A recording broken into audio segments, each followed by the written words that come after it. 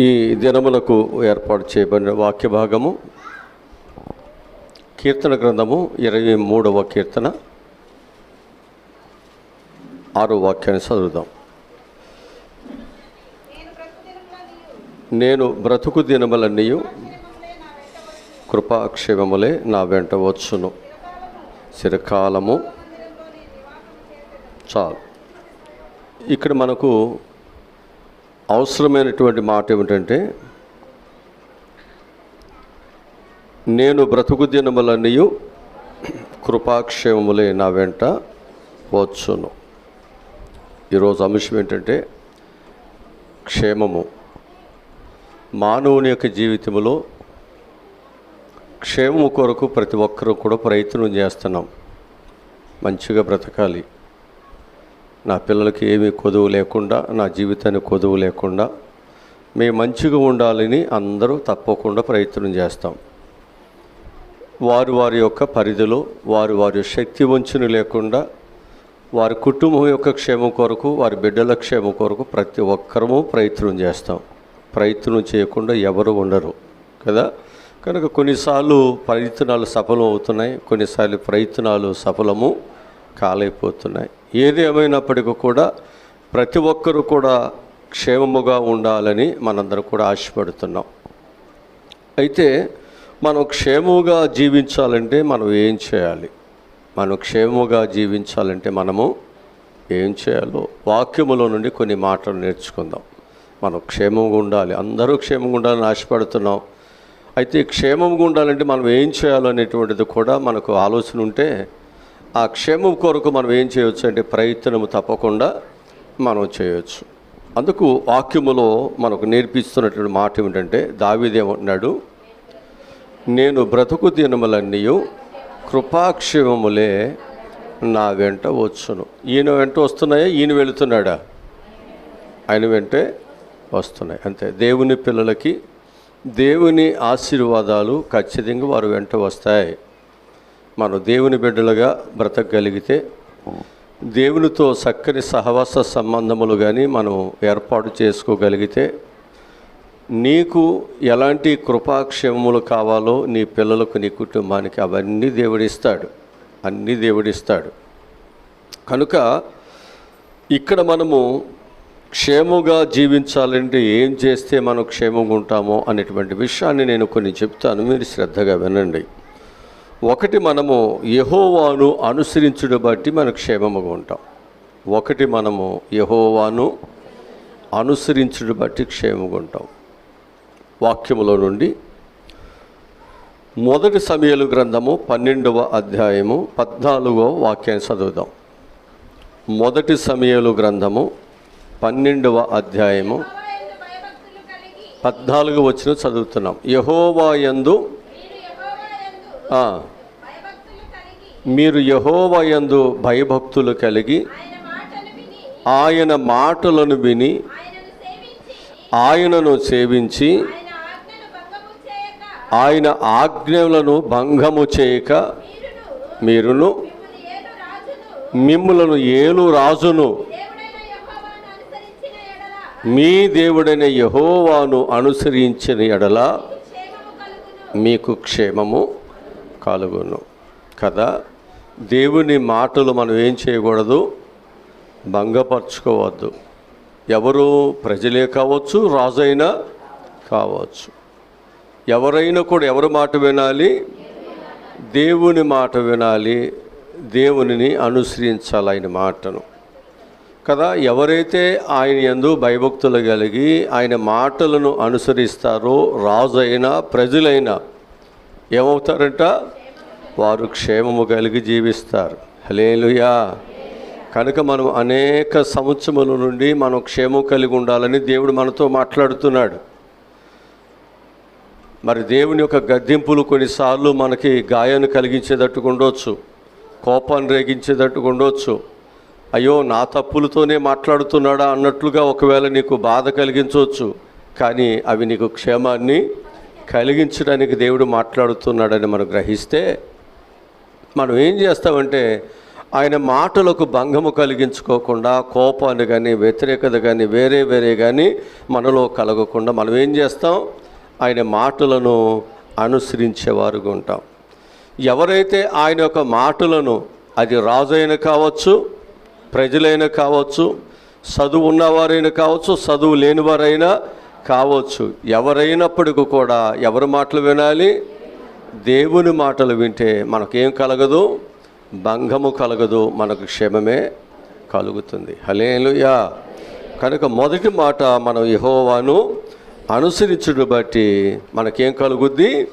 క్షేమము కలుగుతుంది అనే విషయాన్ని మీకు జ్ఞాపకం చేస్తున్నాను. యెహోషువ ఎలాగూ దేవునిని అనుసరించారో వాక్యములు చూపిస్తాను. యెహోషువ గ్రంథము 14వ అధ్యాయము 8-9 వచనాలు చదువుదాం.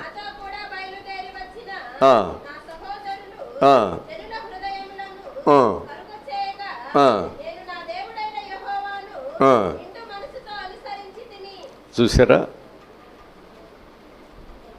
నాతో కూడా బయలుదేరి వచ్చిన నా సహోదరులు జనుల హృదయములను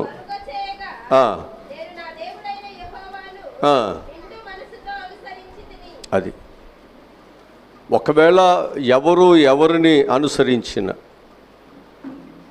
యెహోషువ కుటుంబం మాత్రం ఎవరిని అనుసరించారు? అంతే. మనము ఎప్పుడు కూడా ఎవరిని అనుసరిస్తున్నారో దానికంటే మనము ఎవరిని అనుసరిస్తున్నాం, మనం ఎవరిని అనుసరిస్తే మనకు క్షేమము కలుగుతుంది అనేది మనకు ప్రాముఖ్యం. కనుక దేవుని దగ్గరికి వచ్చిన తరువాత మనం అనుసరించవలసింది కేవలము దేవుని సన్నిధినే, దేవుని మాటలనే. హల్లెలూయా. కనుక ప్రతి ఒక్కరూ కూడా ఎవరిని సేవించినా పర్వాలేదు, కానీ దేవుని పిల్లలుగా ఆయన మాటను బట్టి బయటకు వచ్చిన తర్వాత ఆయన మనకిచ్చేటువంటి వాగ్దాన దేశమైన క్షేమములో మనం కూడా ప్రవేశించాలంటే మనం ఖచ్చితంగా ఆయనని అనుసరించాలి, ఆయన మాటలు వినాల్సిందే. ఆయన లేకుండా మనకు వాగ్దానము లేవు, ఫలములు లేవు, క్షేమము లేవు, ఆశీర్వాదాలు ఏమీ మనకు లేవు. ప్రతి ఒక్కరూ కూడా ఆయనను అనుసరించేవారుగా ఉందాం. అట్టి జ్ఞానము దేవుడు దయచేయునుగాక. రెండవదిగా మనం చూసినట్లయితే భయభక్తులు కలిగి ఉండటం బట్టి క్షేమం వస్తుంది. రెండవది భయభక్తులు కలిగి ఉండటం బట్టి క్షేమం వస్తుంది. ద్వితీయోపదేశకాండము 5వ అధ్యాయము 29వ వాక్యాన్ని చదువుదాం. వారికిని వారి సంతానమునకును నిత్యము క్షేమము కలుగునట్లు వారు నాయందు భయభక్తులు కలిగి నా ఆజ్ఞలను అన్నిటినీ అనుసరించు మనస్సును వారికి ఉండిన, అది దేవుని ఆజ్ఞలను అనుసరించే మనసు మనకు ఉండాలి. ఇది ఎవరికి ఉంటుందంటే ఆయన యందు భయభక్తులు కలిగిన వారికి ఉంటుంది. ఆయన యందు భయభక్తులు కలిగిన వారు ఏం చేస్తారంటే ఆయన యొక్క ఆజ్ఞలన్నిటినీ అనుసరిస్తారు. ఈ అనుసరించే వారికి దేవుడు ఏమిస్తాడు? ఆ కృపాక్షేమములు, దేవుడు మేలునిస్తాడు. హల్లెలూయా. కనుక ప్రతి ఒక్కరూ కూడా మనకు మేలు కలగాలి అంటే ఏం చేయాలి? వాక్యం చెబుతుంది అంటే ఆయన యందు భయభక్తులు కలిగి మనం ఏం చేయాలన్నమాట? ఆయన యొక్క ఆజ్ఞలను ఏం చేయాలి? అనుసరించాలి. హల్లెలూయా. ఇది మనకు క్షేమము కలుగుతుంది, ఇది మనకు మేలుని కలిగిస్తుంటుంది. అందుకే ఇశ్రాయేలు, నీవు నా మాట విని ఎడల ఎంతో మేలు, నీకు ఎంతో మేలు నాయనా, నీవు నా మాట విను. దేవుని ప్రజలు నా మాట వినండి. దేవుడు ఈ లోకములోకి వచ్చిన దగ్గర నుండి ఆయన మాట చొప్పున మనకు మేలు చేయాలని, ఆయన మాట చొప్పున మనం బ్రతికించాలని, ఆయన మాట చొప్పున మనం దీవెనకరముగా ఉండాలని ప్రభు మనతో మాట్లాడుతున్నాడు. కానీ మనం ఏం చేయలేకపోతున్నామంటే ఆయన మాటను వినలేకపోతున్నాం, సనుగుతున్నాం, గొనుగుతున్నాం, వెనుదీస్తున్నాం. అందుకే దేవుని ప్రజలు ఎవరి మాట వినాలి? దేవుని మాట వినాలి. 2వ దినవృత్తాంత గ్రంథములో 6వ అధ్యాయము 30వ వాక్యాన్ని చదువుదాం. 2వ దినవృత్తాంత గ్రంథములు 6వ అధ్యాయము 30వ వాక్యము.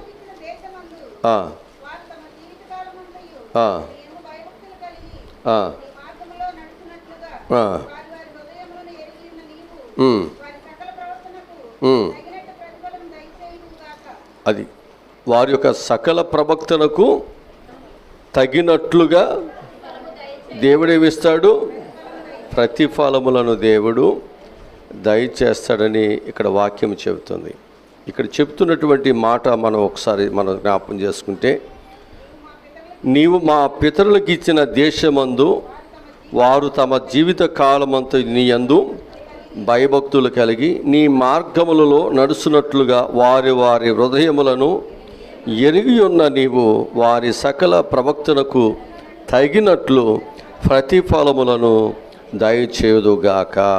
నీవు ఒక్కడవే మానవుల హృదయమును ఎరిగినవాడు కదా, మరియు నీ జనులైన ఇశ్రాయేలుల సంబంధులు కాని అన్య జనులు నీ ఘనమైనటువంటి నామమును గూర్చియు నీ బాహుబలమును గూర్చియు చాచిన చేతులను గూర్చియు వినినవారై దూర దేశము నుండి వచ్చి ఈ మందిరము తట్టు తిరిగి విన్నపము చేసినప్పుడు నీ నివాస స్థలమగు ఆకాశములో నుండి నీవు వారి ప్రార్థనలు అంగీకరించి నీ జనులకు ఇశ్రాయేలు చేసుకున్నట్లు భూజనులందరూ నీ నామమును తెలుసుకొని ఆయన యందు భయభక్తులు కలిగి నేను కట్టిన ఈ మందిరమునకు నీ పేరు పెట్టబడినని గ్రహించినట్లుగా ఆ అన్యులు నీకు మొరపెట్టిన దానిని నీవు దయచేయుదుగాక. ఆ అన్యులు నీకు మొరపెట్టిన దానిని నీవు చూసారా. ఇక్కడ మనం జ్ఞాపకం చేసుకున్నట్లయితే ఎవరైతే దేవుని మాట వింటున్నారో వారు ఇశ్రాయేలు ప్రజలైన కావచ్చు, అన్యులైనా కావచ్చు, దేవుడు వారికి ఏమిస్తాడు? వారికి మంచి క్షేమాన్ని దేవుడిస్తాడు. దేవుడు వారి ప్రార్థన వింటాడు, వారి మొర వింటాడు, వారికి దేవుడు సహాయమును చేస్తాడని వాక్యం చెబుతుంది, నా మాట కాదు. కనుక ప్రతి ఒక్కరూ కూడా ఏం చేయాలి? వాక్యాన్ని నిరర్ధకము చేయక వాక్యమును మనం ఏం చేయాలన్నమాట? వినువారుగా మనం ఎప్పుడు కూడా వినాలి, వినువారుగా ఉండాలి, చదువువారుగా ఉండాలి, వాటిని గైకొనువారుగా మన జీవితాలు ఉంటే ఎప్పటికీ మనం ధన్యులమే. మన కుటుంబాలు, మన బిడ్డలు ఎప్పటికీ ధన్యులే అని నేను జ్ఞాపకం చేస్తున్నాను. మూడవదిగా మనం చూసినట్లయితే మందిరములో ఉండుటను బట్టి క్షేమము కలుగుతుంది. ఎక్కడ ఉండుటను బట్టి? మందిరములో ఉండుటను బట్టి క్షేమం కలుగుతుంది. మొదటి మాట ఎక్కడ ఉండటం బట్టి క్షేమము? యెహోవాను అనుసరించుట బట్టి క్షేమం అని చెప్పుకున్నాం. రెండవది ఆయన యందు భయభక్తులు కలిగి ఉండటం బట్టి క్షేమం కలుగుతుంది అని చెప్పుకుంటున్నాం. మూడవది మన క్షేమము ఆయన మందిరములో మనము నివాసము చేయుటను బట్టి మనకు క్షేమము కలుగుతుంది. 122వ కీర్తన 7వ వాక్యం చదువుదాం. నీ ప్రాకారములలో నెమ్మది కలుగునుగాక, నీ నగరములలో క్షేమము ఉండునుగాక. ప్రాకారములలో అంటే నీకున్నటువంటి స్థలములో, నీ గృహములలో దేవుడు ఏమిస్తాడన్నమాట? నీకు నెమ్మదినిస్తాడు. అలాగనే నీ యొక్క పట్టణములో దేవుడు ఏమిస్తాడు? క్షేమముని ఇస్తాడు. కనుక ప్రతి ఒక్క బిడ్డలు పట్టణమైనను కుటుంబాలైనను ఎక్కడ ఉండాలి అంటే దేవుని మందిరములో ఉండాలి. అందుకే వాక్యము చెబుతుంది, ఏ జనుల యొక్క దేశములో ప్రభువు ఉంటాడో, ఏ జనుల యొక్క హృదయాలలో వారిలో దేవుడు ఉంటాడో వారికి దేవుడు గొప్ప క్షేమాన్ని ఇస్తాడు. దేవుడు గొప్ప ఆశీర్వాదాలు ఇస్తాడు. గొప్ప సమాధానమును దేవుడు వారికి కలుగు చేస్తాడు. దావీదు రాసినటువంటి కీర్తనలోనే 122వ కీర్తనలో మొదటి వచనము 2వ వచనం చదువుదాం. యెహోవా మందిరమునకు వెళ్ళుదామని జనులు నాతో అనినప్పుడు నేను సంతోషించి తిని. యెరూషలేమా,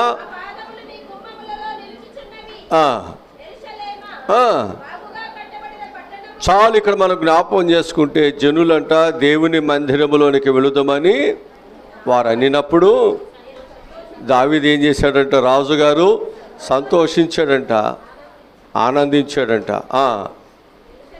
యెరూషలేమా, మా పాదములు నీ గుమ్మములో నిలుచుచున్నవి.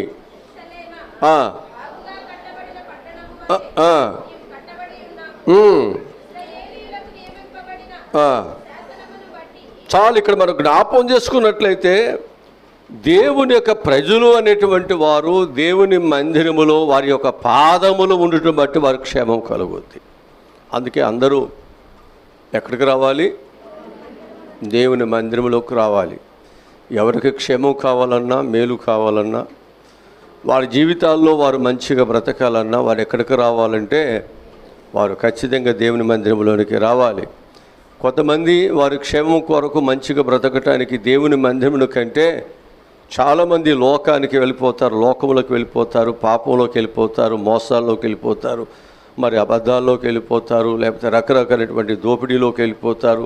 కనుక వారు అక్కడ క్షేమం ఉంటుందని వారు వెళుతున్నారు, కానీ అక్కడ వారికి ఏ క్షేమము వారికి ఉండదు. క్షేమము అనేది ఎవరు ఇస్తారన్నమాట? అది దేవుడు ఇస్తాడు. అది ఎక్కడ నీకు దొరుకుతుందంటే దేవుని మందిరములోనే దొరుకుతుంది. అది దేవుని ప్రజలకే కాదు, విశ్వసించిన అన్ని జనులతో సహా దేవుడు వారికి క్షేమాన్ని ఇస్తాడు. అక్కడికి వచ్చి వారు ఎవరైతే ప్రార్థన చేస్తున్నారో, ఎవరి పాదాలైతే దేవుని మందిరములోనికి తాగుతున్నాయో వారందరికీ దేవుడు గొప్ప క్షేమాన్ని వారికి ఇవ్వటానికి దేవుడు ఆశపడుతున్నాడు. హల్లెలూయా, హల్లెలూయా.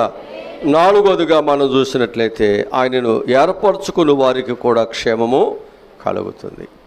ఎవరిని? ప్రభు అయిన యేసుక్రీస్తు వారిని ఎవరు ఏర్పాటు చేసుకుంటారో వారికి క్షేమము దేవుడే ఇస్తాడు. 106వ కీర్తన 4వ వాక్యాన్ని చదువుదాం. 104వ కీర్తన 106వ కీర్తన 4వ వాక్యం చదువుతున్నాం. నీవు ఏర్పరచుకునిన వారి క్షేమము నేను చూసుచు ఈ జనులకు కలుగు సంతోషమును బట్టి నేను సంతోషించుచు నీ స్వాస్యమైన వారితో కూడుకొని ఉన్నట్లు నీ ప్రజల యందు నన్ను జ్ఞాపకము. అంతేనా? దేవుడు ఎప్పుడు కూడా మనం ఏం చేయాలి? జ్ఞాపకం ఉంచుకోవాలి. అందుకే దేవుని యొక్క ప్రజలు అనేటువంటి వారు ఆయనను ఏం చేయాలన్నమాట? ఏర్పరచుకోవాలి. అప్పుడే వారికి క్షేమం అనేది కలుగుతుంది. మనకు క్షేమము ఎక్కడ దొరుకుతుందంటే అది దేవుల్లో దొరుకుతుంది.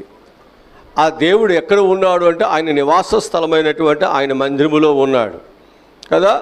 అక్కడికి వెళ్ళి మన యొక్క పాదములు ఎప్పుడైతే ఆ మందిరములో పెట్టి మన బాధలు మన కష్టాలు ఏమవుతాయో అవి దేవునికి మనం చెప్పుకున్నప్పుడు ఆయన మన ప్రార్థనలు విని ఆయన మనకు సహాయములను చేస్తాడు. యెషయా గ్రంథము 41వ అధ్యాయము 8వ వచనం చదువుదాం.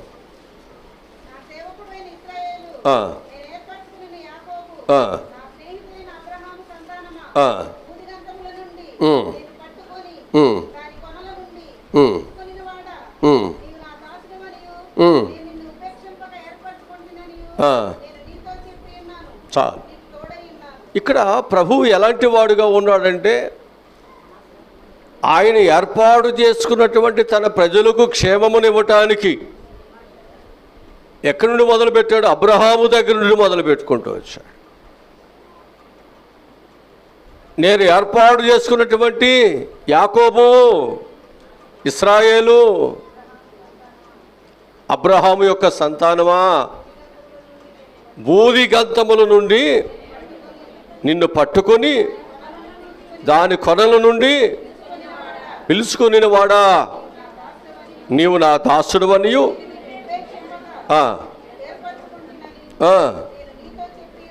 చాలు. దేవుడు ఏర్పాటు చేసుకున్నటువంటి తన ప్రజలకు క్షేమం ఇస్తాడు. ఎంత క్షేమం ఇస్తాడు అంటే, నీ క్షేమము సముద్ర తరంగ వలెను, నీ క్షేమము నది వలెను, నీ నీతి సముద్ర తరంగముల వలెను ఉంటుంది అంటాడు యెషయా గ్రంథంలోనే. అక్కడే మనం చూస్తే అంటే దేవుడు తన ప్రజలను ఏర్పాటు చేసుకున్నది ఎందుకంటే ఆయన క్షేమముతో వారిని దీవించడానికి, క్షేమముతో దేవుడు వారిని ఆస్వాదించడానికి. అందుకు ప్రతి ఒక్కరూ క్షేమము నీకు కావాలి, నీ కుటుంబానికి కావాలి అంటే మనం ఖచ్చితంగా ప్రభు మనల్ని ఏర్పాటు చేసుకున్నట్లుగా ఆయన పిలుపుని బట్టి లోబడి నడుచుకునేవారుగా మనం ఉందాం. ఆయన మనల్ని ఏర్పాటు చేసుకోవాలంటే వివేకము కలిగి దేవునిని వెతుకువారుగా ఉంటే అప్పుడు ఆయన మనల్ని ఏర్పాటు చేసుకుంటాడు. దేవుడు మనల్ని ఏర్పాటు చేసుకోవాలంటే ఆయన యందు మనకు ఒక విశ్వాసత అనేది మనకు కలిగి ఉంటే, ఆయన మాట యందు విశ్వాసత కలిగితే దేవుడు మనల్ని ఏర్పాటు చేసుకుని మనకు క్షేమాన్ని ఇస్తాడు. ఎంత క్షేమం అంటే గొప్పగా దేవుడు మనల్ని దీవించడానికి ఆశపడుతున్నాడు. హల్లెలూయా, హల్లెలూయా. ఐదవదిగా మనం చూసినట్లయితే దీనులుగా జీవించుడు బట్టి దేవుడు మనకు క్షేమాన్ని ఇస్తాడు. దీనులుగా మనం జీవించుటను బట్టి ఆయన మనకు క్షేమాన్ని ఇస్తాడు. కీర్తన గ్రంథము 37వ కీర్తన 11వ వాక్యం చదువుదాం.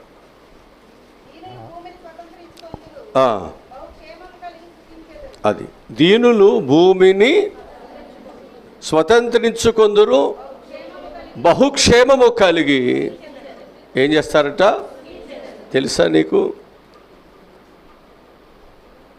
దీనులకు దేవుడు బహుసుఖాన్ని ఇస్తాడు. దేవుడు దీనులు భూమిని స్వతంత్రించుకోవటానికి దేవుడు సహాయమును చేస్తాడు. అనేకముగా సంపాదించుకోవటానికి, అనేక భూములు కొనుక్కోవటానికి దేవుడు నీకు సహాయం చేస్తాడు. నువ్వు దేవుని యందు దీనులుగా ఉండాలి. ఆ దీనత్వములో దేవుడు నీకు అండ దొరుకుతుంది, ఆయన కొండ దొరుకుతుంది. అండ దొరికితే ఏం చేయొచ్చు? కొండ బాగొచ్చుగా. కనుక ప్రభు నీకు అండగా ఉంటాడు. దీనులకు అండ ఆయనే కాబట్టి నువ్వు దీనులుగా కూడా ప్రభు బిడ్డగా ఉండండి. నువ్వు దీనత్వములో కూడా దేవుని బిడ్డగా జీవించడానికి ఇష్టపడండి. నీకు అనేకమైన కొదువులు కష్టాలు ఉన్నప్పటికీ కూడా ఆయన బిడ్డగా ఉండటానికి ఇష్టపడండి. అనేకమైనటువంటి లేమి దరిద్రతలు, అనేకమైన పరిస్థితులు మనకు ఎదురవుతున్నప్పటికీ కూడా నువ్వు ఒంటరివాడుగా ఉన్నప్పటికీ కూడా నువ్వు దేవుని బిడ్డగా ఉండండి. అనేకులు నిన్ను నిందిస్తూ అపహాస్యం చేస్తున్నప్పటికీ కూడా నువ్వు దేవుని బిడ్డగానే జీవించండి. దేవుడు నిన్ను ఎవరైతే అపహాస్యం చేస్తున్నారో, ఎగతాళి చేస్తున్నారో వాళ్ళకంటే ఎక్కువగా నీ తలని ఎత్తుతాడు. నీవు భూమిని స్వతంత్రించుకునేవానిగా చేస్తాడు. దేవుడు నీకు క్షేమాన్ని దేవుడిస్తాడు. హల్లెలూయా. వాక్యములను చూపిస్తాను. యోబు గ్రంథము 5వ అధ్యాయం 11వ వచనం చదువుదాం. యోబు గ్రంథము 5వ అధ్యాయం 11వ వచనం చదువుతున్నాం.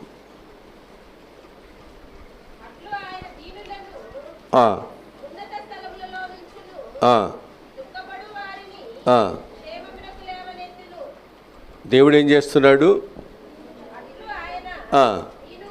దీనులను అది ఉన్నతమైన స్థలములో ఉంచుతాడు. అది క్షేమమునకు లేవనెత్తాడు. ఇప్పుడు అక్కడ యోబు ఎలా ఉన్నాడు? అన్నిటిని పోగొట్టుకుని దీనుడిగా ఉన్నాడుగా, అన్నిటిని పోగొట్టుకుని దుఃఖంలో ఉన్నాడుగా. అయినా ఆయన ఎలా ఉన్నాడనమాట? ఆయన దేవుని బిడ్డగా జీవించడానికి ఇష్టపడ్డాడు. అందుకే దేవుడు ఆయనను ఉన్నతమైన స్థలములలో నిలబెడుతున్నాడు. మనం దీనులుగా ఉన్నప్పుడు ఈ ఎలా సంపాదించుకుని ఎలా బాగుపడాలి, వాళ్ళైతే అలా బాగుపడుతున్నారు, వీళ్ళు ఇలా బాగుపడుతున్నారని ఎవరెవరినో చూసి ఎవరెవరినో మనం మాదిరిగా పెట్టుకుని వాళ్ళలాగా మోసం చేస్తే వాళ్ళలాగా ఇలా చేస్తే బాగుపడిపోతాం. కానీ మనం అటు ఇటు చూస్తాం. మనం ఎవరి వైపు చూడొద్దు. దేవుని పిల్లలుగా నువ్వెవరి వైపు చూడాలి? దేవుని వైపు చూడండి. ఆయన మాట వినండి. ఆయన సన్నిధికి రండి.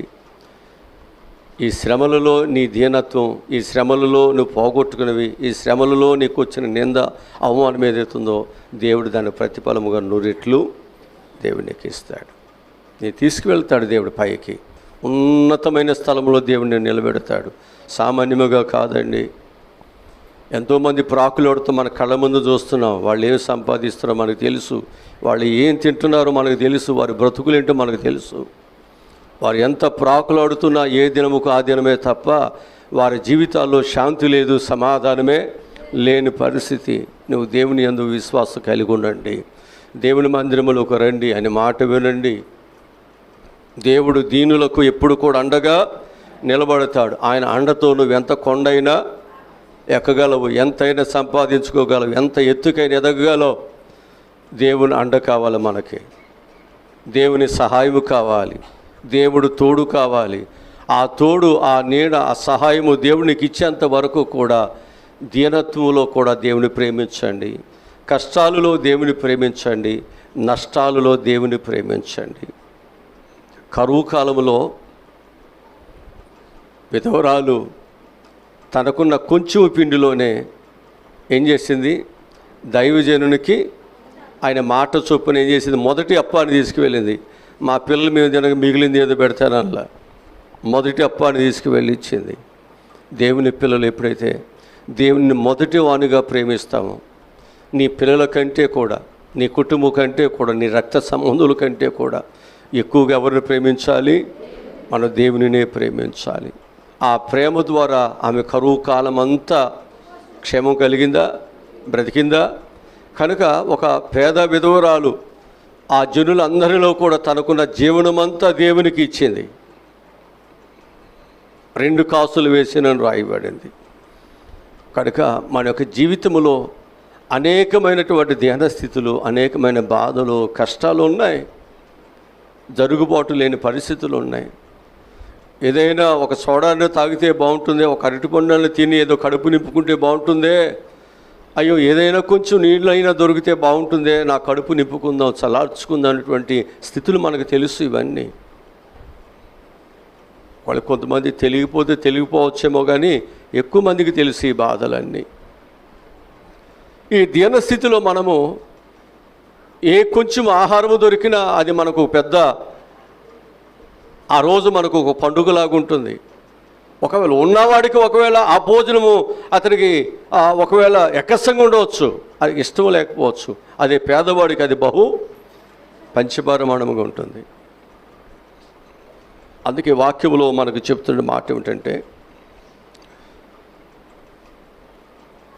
మనం కూరాకులు తినటం మనకు మంచిది కదా. ఒకరి దగ్గరికి వెళ్ళి మనం మంచి పంచపరమాణు తినేదానికంటే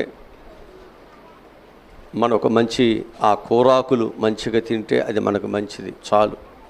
నువ్వు కష్టపడిన దానిలో నువ్వు కూరాకులు తిన్నా, నువ్వు కష్టపడిన దానిలో నువ్వు మంచిము ఆ ఉన్నటువంటి దానిని తిన్నా అది నీకు తృప్తి ఇస్తుంది. కష్టపడకుండా నువ్వు ఎన్ని తిన్నా అది నీ శరీరానికి, నీ కుటుంబానికి అది ఆశీర్వాదం కానే కాదు, అది నీ క్షేమం కూడా కానే కాదు. కనుక ఒకవేళ అలా వెళ్ళేవాడు, ఇష్టపడేవాడు వెళ్ళనివ్వండి, వాళ్ళ జోలికి మనకు అవసరం లేదు. మనం దేవుని కలిగి ఉన్నాం కాబట్టి మనం దేవుని మీద ఆధారపడదాం, ఆయన మీద విశ్వాసం నిలుపుదాం. ఆ ప్రభువే మనకు ఏం చేస్తాడనమాట, మన యొక్క ధ్యాన స్థితిలో ఆయన మనకు క్షేమాన్ని ఇస్తాడు. యోబును కూర్చోబెట్టాడా? ఖచ్చితంగా ఉన్నతమైన స్థలాల్లో కూర్చోబెడతాడు.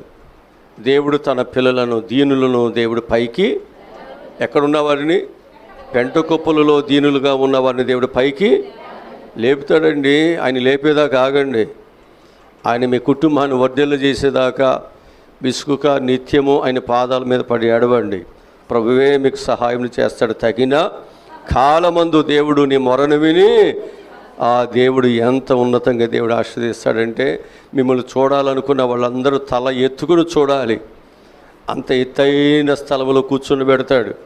అంటే నువ్వు ఎన్ని స్టేర్లు కట్టుకుంటావో నాకు తెలియదేక. నేను చూడాలంటే అక్కడికి వచ్చి మెడ నొప్పేటట్టు చూడాలిట. అర్థమవుతుందా? కంటికి ఇంటి యజమాడు కింద స్టేర్లో ఉంటాడు, పైన ఉంటాడా? పైనే ఉంటాడు. కనుక నువ్వు పైన ఉంటావు, నేను పిలవాలంటే ఆ మెడ నొప్పి పడుతుందమ్మా అనాలి. ఒకప్పుడు నీ ఇంటికి రావడానికి ఏమీ లేనటువంటి పరిస్థితి ఏమో దేవుడు నేను ఒక ఉన్నతమైన స్థితిలో దేవుడు నిలబెడతాడు. హల్లెలూయా, హల్లెలూయా.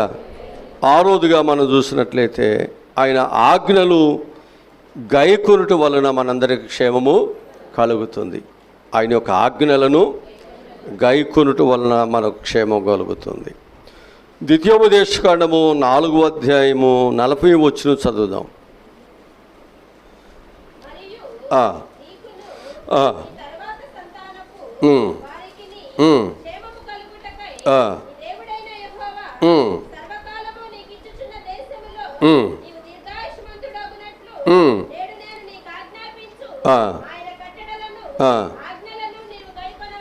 అది దేవుడు నీకు అప్పగించిన దానిలో నువ్వు క్షేమము కలగాలి అంటే నువ్వేం చేయాలి? ఆయన ఆజ్ఞలను, ఆయన కట్టడలను గైకొనాలిగా.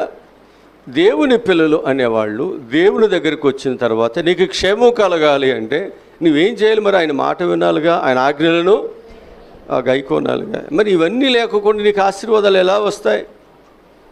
జాగ్రత్త. కనుక దేవుని యొక్క పిల్లలు అనేవాళ్ళు మరి దేవుని యొక్క ఆజ్ఞలను గైకొనటం వల్ల మనకు మంచి క్షేమాలే మనకు వస్తాయి. అది మన పిల్లలకి క్షేమం ఇస్తుంది. దేవుడు అనేక ఆశీర్వాదములు దేవుడు మనకిస్తాడు. అందుకే ప్రతి ఒక్కరూ కూడా ఏం చేయాలి? ఆయన యొక్క ఆజ్ఞలను గైకొనాలి. అదే అక్కడ చెప్పేది. ఆ ద్వితీయోపదేశం అదే చెబుతున్నాడు. నీకును నీ తరువాత నీ సంతానపు వారికిని కదా, నీ వరకే కాదు దేవుడు చూసేది. ఏదో నీ పొట్ట వరకు నువ్వు చూసుకున్నావు, ఏదో మార్గాలు ఏం చేసుకుని నా కాళ్ళ మీద అయిపోతుంది, మీ తిప్పలు మీరు పడండి అంటున్నావు, నేను బాగానే బ్రతుకుతున్నాను అంటావు. నీ తర్వాత వచ్చేటువంటి నువ్వు చేసిన దోషాలన్నీ ఎవరి మీద పడతాయి? నీ సంతానం మీద పడతాయి. అది నీకు తెలియట్లేదు. దేవుడు చెప్తున్నాడు ఇక్కడ. వాక్యం ఏం చెప్తుందంటే, నీవును నీ తరువాత సంతానపు వారును క్షేమము కలుగుటకై దేవుడైన యెహోవా సర్వకాలము మీకిచ్చుచున్నటువంటి దేశములో. దేవుడిచ్చేటువంటిది ఎప్పుడుదంటే సర్వకాలము నీ బిడ్డలకు ఇచ్చేది. ఆయన ఇచ్చే క్షేమము, ఆయన ఇచ్చే ఆశీర్వాదములు సర్వకాలము ఉంటాయి. హల్లెలూయా. అక్కడ నీవు సర్వకాలము ఆయన యొక్క ఆశీర్వాదాలతో అనుభవిస్తూ దీర్ఘకాలము నువ్వు బ్రతకవచ్చు. నీవు దేవుని మర్చిపోవక దీర్ఘకాలము నీ పిల్లలు నీ కుటుంబం బ్రతకాలి అంటే నీవు దేవుని యొక్క కట్టడలను ఆజ్ఞలు గైకొనండి. తప్పకుండా దేవుడు మీకు సహాయమును దేవుడు చేస్తాడు. హల్లెలూయా. ఏడవదిగా మనం చూసినట్లయితే మనము ప్రార్థించుట వలన క్షేమం అనేది మనకు వస్తుంది. కీర్తన గ్రంథము 72వ కీర్తన 15వ వాక్యం చదువుదాం. 72వ కీర్తన 15వ వాక్యం చదువుదాం.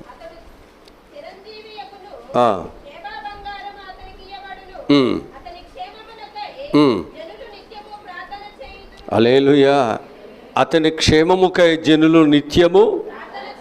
ఒక మంచివాడు సమాజానికి మంచి చేస్తున్నాడంటే ఆ వ్యక్తి నిత్యము బాగుండాలని అందరూ కూడా ప్రార్థన చేస్తారు. అడగవసరంలా, అయ్యా ఆయన ఉంటే మా కుటుంబాలు బాగుంటాయి, మా గ్రామం బాగుంటుంది, లేకపోతే మా యొక్క దేశం బాగుంటుంది, లేకపోతే మా రాష్ట్రం బాగుంటుంది అయ్యా అని ఏం చేస్తారు చెప్పండి?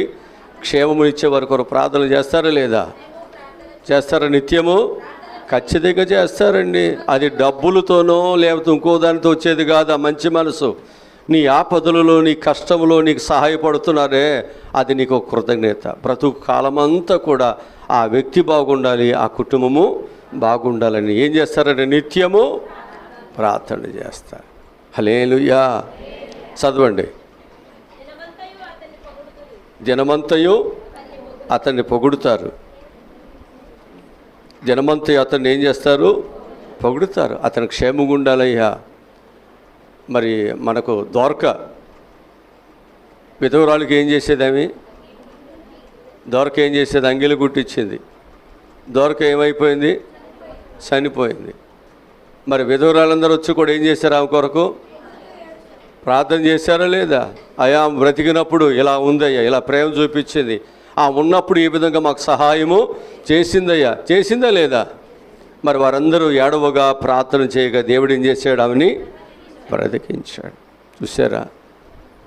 నీ జీవితంలో నీకు క్షేమం కలగాలంటే జనులు ప్రార్థన చేయాలి.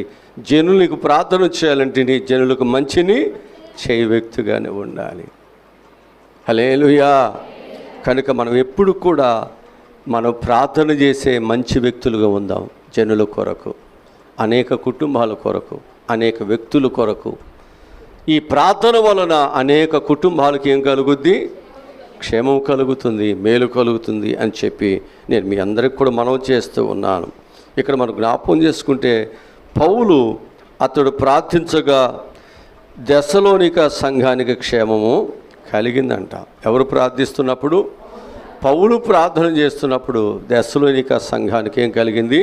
క్షేమం కలిగింది. దెస్సలోనిక రాసిన పత్రికలో 1వ అధ్యాయము 2-3 వాక్యాలు చదువుదాం.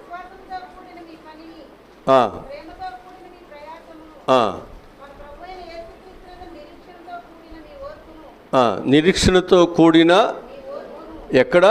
మన ప్రభు అయిన యేసుక్రీస్తునందలి నిరీక్షణతో కూడిన మీ ఓర్పును మన తండ్రి అయిన దేవుని ఎదుట మానక జ్ఞాపకము చేసుకొనుసు మా ప్రార్థనల యందు మీ విషయమై విజ్ఞాపనలు చేస్తూ ఉన్నాం. హల్లెలూయా. అంటే మీ అందరి ఎడల ఎల్లప్పుడూ ప్రార్థనలు మేము చేస్తున్నాం, కృతజ్ఞతాస్తుతులు చెల్లిస్తున్నామయ్యా. నిజంగా మరి వారు ఎంత చక్కని విశ్వాసత కలిగి ఉన్నారో అందుకే మానక కృతజ్ఞతాస్తుతులు చెల్లిస్తున్నాం. ఎవరైతే ప్రార్థన జీవితం కలిగి ఉన్నారో వారు మంచిగా ఉండాలయ్యా, వారి కుటుంబాలు మంచిగా ఉండాలి. వాళ్ళు ఏమి పెట్టబోయినా పర్వాలేదు, వారు ప్రార్థన చేస్తున్నారు, మంచిదయ్యా మాకు. అదే మనం ఆశించాలి, అదే మనం ఆశించాలి. ఒక సేవకుడు మా గ్రామానికి ఉంటూ మంచిది, మా కుటుంబాలకు ఉంచడం మంచిది. వారు వచ్చి వారి పాదములు ఆయన దుమ్ము మా గృహాలలో ఆయన దులుపు వెళ్ళినా అది మాకు మంచిదే అనేటువంటి ఒక ఆశ మనకు కలగాలి. మనం ఏం చేస్తామంటే ఒక సేవకుడు మన ఇంటికి వస్తే 100 రూపాయలు ఇవ్వాలో, నేను ఒక 100 ఇచ్చానంటే ఇక్కడ ఉన్నటువంటి ఒక 200 మంది ఇళ్లలో 200 ఒక్కొక్క 100 ఇస్తే మనం ఇచ్చిన తర్వాత లెక్కలేసుకుని ఒకడంటే భోజనం పెట్టి లెక్కలేస్తాడంట. భోజనం పెట్టి లెక్కలేస్తాడికి అరుగుద్దా? అది ఆశీర్వాదమేనా? నువ్వు పెట్టింది దేనికి? ఆశీర్వాదాలు పొందుకోవటానికి. నువ్వు ఆశీర్వాదాలు పొందుకునే వ్యక్తి ఏం చేయాలి? నువ్వు పెట్టిన తర్వాత తృప్తిగా ఆశీర్వాదాల కొరకు ఎదురు చూడాలి. నువ్వు దాన్ని మనం లెక్కలేసుకుంటూ పోతే నీకు ఏ ఆశీర్వాదాలు ఏమొస్తాయి చెప్పండి? ఏమైనా వస్తాయా? కనుక మనం ఎప్పుడు కూడా లెక్కలు వేయొద్దు. దేవుని యొక్క ఆశీర్వాదములు మనం కొలత వేయలేము. ఆయన ప్రేమను మనం కొలతతో కొలిసేది కాదు. ఆయన అంత ఉన్నతమైన వాడు. అందుకే ప్రతి ఒక్కరూ కూడా మనం ఏం చేయాలంటే ప్రార్థన చేసేటువంటి సేవకులు, ప్రార్థన చేసేటువంటి వారు మాకు మాకు చాలా క్షేమము, ఆశీర్వాదమని మనం భావిస్తుండాలి. అలా ఎప్పుడైతే ఒక ప్రార్థన చేసేటువంటి వారుగా మనం ఉంటామో దేవుని ఆశీర్వాదాలు మన కుటుంబాలకి మనకు వస్తాయి. మొదటి మాట ఏమిటండి? ప్రభువుని అనుసరించడం బట్టి మనకు క్షేమం కలుగుతుంది. యెహోషువ వీళ్ళందరూ కూడా నా కుటుంబం నేను దేవునిని సేవిస్తాం, అది ఆశీర్వాదం వాళ్ళకి. రెండవది, ఆయన యందు భయభక్తులు కలిగి ఉన్న వారికి క్షేమము కలుగుతుంది. కనుక ఇశ్రాయేలీయులందరూ కూడా ఏం చేస్తున్నారు? ఆయనని అనుసరిస్తున్నారు. అందుకే వారికి క్షేమము దేవుడు వారికి ఇస్తున్నారు. మూడవది, దేవుని మందిరములో ఉండుట వల్ల వారికి క్షేమము కలుగుతూ ఉంటుందన్నమాట.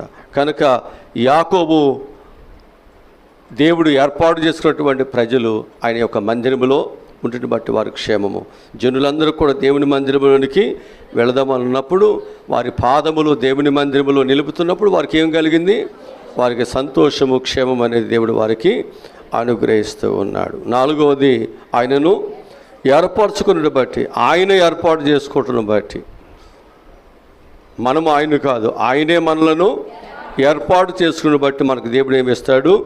క్షేమాన్ని దేవుడు ఇస్తాడు. అబ్రహామును దేవుడు ఏర్పాటు చేసుకున్నాడు. ఆయనకు కావలసిన క్షేమాన్ని, ఆయనకు కావలసిన భద్రత, ఆయనకు కావలసిన అభివృద్ధి, ఆయన అడుగుపెట్టిన ప్రతిదాన్ని దేవుడు దీవిస్తూ వచ్చేసాడు. ఆ తరువాత ఐదవదిగా చూసినట్లయితే దీనులుగా మనము జీవించుట బట్టి మనకు దేవుడు క్షేమాన్ని దేవుడు ఇస్తాడు. ఉదాహరణకి యోబు ఆయన దీనుడిగా ఉండటం బట్టి ఉన్నతమైన స్థలంలో దేవుడు ఆయనని కూర్చుండబెట్టాడు, ఉన్నతమైన స్థలములో. అందుకే దీనులు ఏం చేస్తారంట? భూమిని స్వతంత్రించుకుంటారు. వారు గొప్ప క్షేమాన్ని వారు చూస్తారు. ఈరోజు దేవుని పిల్లలు, మీరు స్వతంత్రించుకునే స్థితిలో దేవుడిని మిమ్మల్ని ఉంచాలని ఆశపడుతున్నారు. ఏమీ లేదనుకున్నావేమో, దేవుని ఉన్నతమైన వాడుగా దేవుడు నిన్ను దీవించాలని ఆశపడుతున్నాడు. ఆరుదుగా చూసినట్లయితే దేవుని యొక్క ఆజ్ఞలను గైకొనటం వలన, ఆయన కట్టడలను ఆజ్ఞలను గైకొనటం వలన మనకు క్షేమం అనేది దేవుడు మనకు అనుగ్రహిస్తారు. ఎక్కడ? నీవు నీ పిల్లలు దీర్ఘాయుష్మంతులైనంత వరకు దేవుని క్షేమం ఇస్తాడు. ఆయన ఆజ్ఞలు, ఆయన కట్టడలు గైకుంటే ఎప్పటి వరకు అండి? నీ సంతతి వరకు, నీ తర్వాత నీ వరకే కాదు, నీ కడుపు వరకే కాదు, నీ పిల్లలకు కూడా దేవుడు ఇస్తాడు 100 వసంతాల వరకు. హల్లెలూయా, హల్లెలూయా. ఇక ఏడవదిగా మనం చూసినట్లయితే మనము ప్రార్థన చేయటను బట్టి కూడా మన క్షేమం అనేది మనకు కలుగుతుంది. కనుక ప్రతి ఒక్కరు కూడా ఏం చేయాలి? ప్రార్థన చేయాలి. పౌలు చేశాడు ప్రార్థనలు, కనుక మనం కూడా చేయాలి. మన సంఘాల కొరకు చేయాలి, అనేక వ్యక్తుల కొరకు చేయాలి కదా, అనేక కుటుంబాల కొరకు చేయాలి. మనందరం ఇలా ప్రార్థన చేయటం వల్ల దేవుడు ఎన్నో దీవులు, ఎన్నో ఆశీర్వాదాలు దేవుడు మనకు దయచేస్తాడు. దేవుడి మాటలు మన ఎన్నికల్లో దేవుడు దీవించునుగాక. ఆమేన్. తల ఉంచండి, చిన్న ప్రార్థన చేస్తాం. మా ప్రభువా, రక్షకుడా, ఈరోజు చెప్పిన ఈ శ్రేష్టమైన మాటలు అందరూ విని దైవ దీవులు, దైవాశీర్వాదాలు పొందుకున్నట్లు సహాయంలో దయచేయమని. ప్రతి ఒక్కరూనైనా క్షేమము అనేది వెతుకుతున్నాం, క్షేమం కావాలని కోరుతున్నాం. అది కేవలమునైనా నిన్ను అనుసరించడం బట్టి వస్తుందని, నీ మందిరంలోనికి చేరటం బట్టి వస్తుందని ఈరోజు నీ వాక్యము ద్వారా నేర్పే కనుక ఎవరైతే వాక్యం విన్నారో అందరూ, ప్రతి ఒక్కరూనైనా నీ మందిరములో క్షేమము దొరుకుతుంది అని చెప్పి అందరూ నీ దగ్గరికి రావట సహాయములను దయచేయమని యేసు నామములో ఈ మనవులు ఈ ప్రార్థనలు అడిగి పొందుకుని ఉన్నాము తండ్రి. ఆమేన్, ఆమేన్.